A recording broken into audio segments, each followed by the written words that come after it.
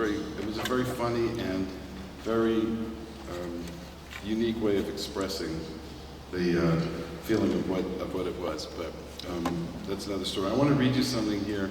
Oh, I also wanted to say that I think it says something about Hungarian culture that conquering the country involves burning their instruments. You know, I think it says something about if that's a sign of how to destroy an enemy, and that's the sign of the enemy, what a great country, you know, to be built on Tarugati, right, Scott? Whatever the plural is.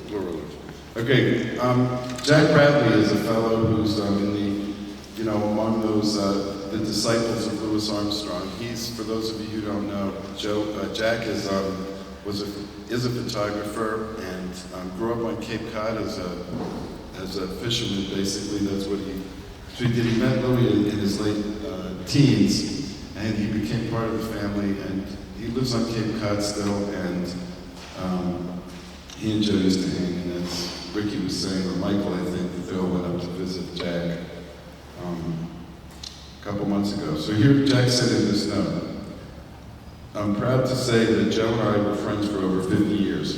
We fished together along the Jordan, traded 78 records as well as listened to them, and shared stories about Louis Armstrong. His 4 years with Louis were the greatest, were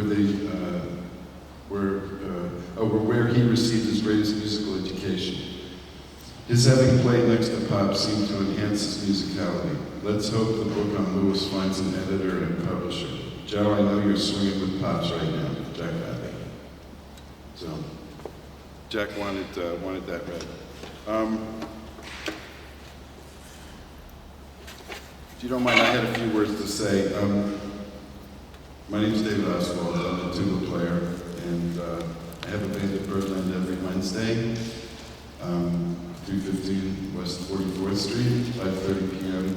We've been there for 12 years. We're in our 13th year, and over those 13 years, Joe played with us plenty, and it was such a thrill, as you can imagine. I don't need to describe it.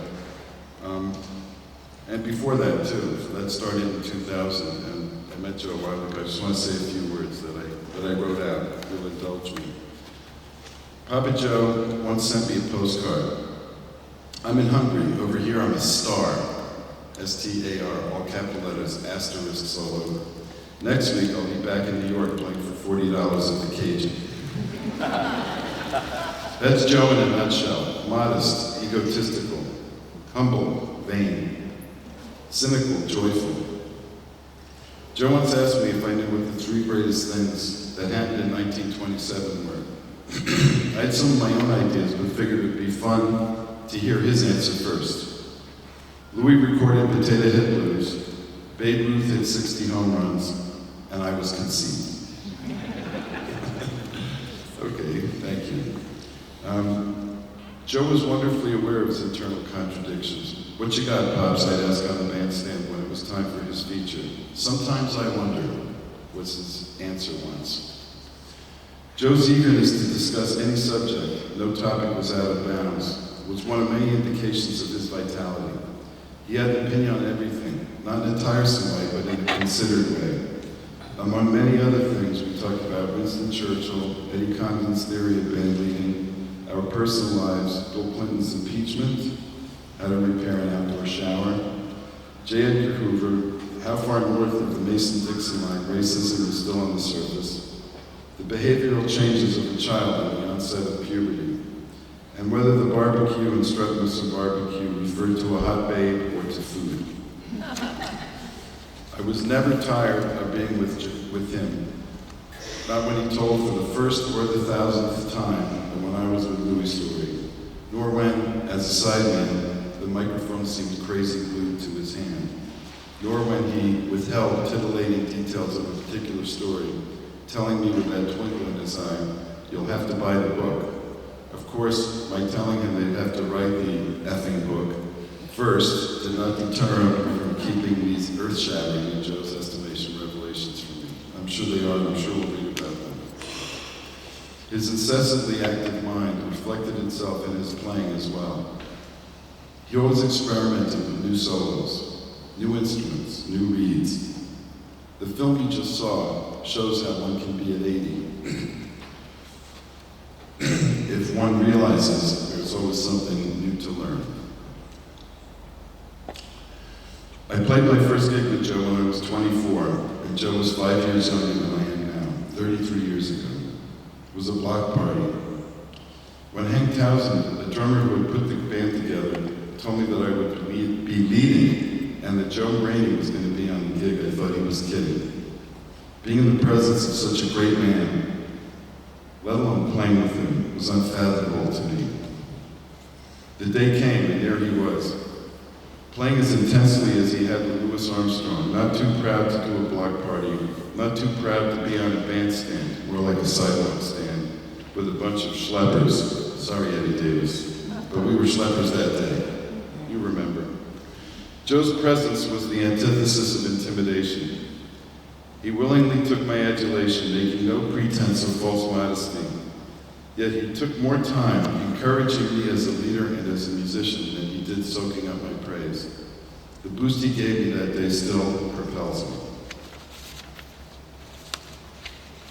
So, I thought it'd be nice if I went through, occasionally I record at Birdland when we play, and I always gave Joe a feature on the first set, second to last tune, and over 12 and a half years, we played Sleepy Time Down South 1,700 times, I figured, and really, and that's a lot, and we never get sick of playing it.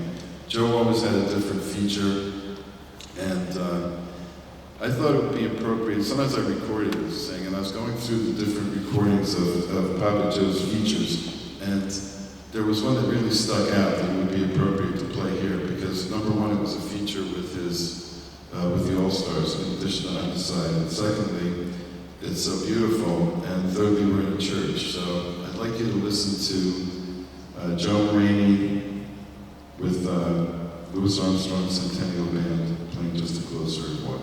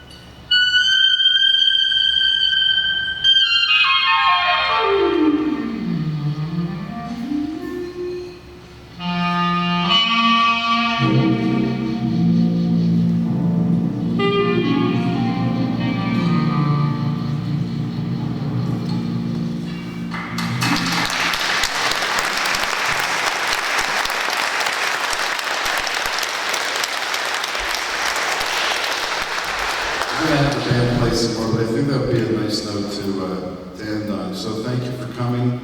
And I think there's going to be a reception, thanks to the family. We look forward to meeting everyone, meeting the family, and telling stories about Joe to each other. So thanks for coming. Rest in peace, Papa Joe.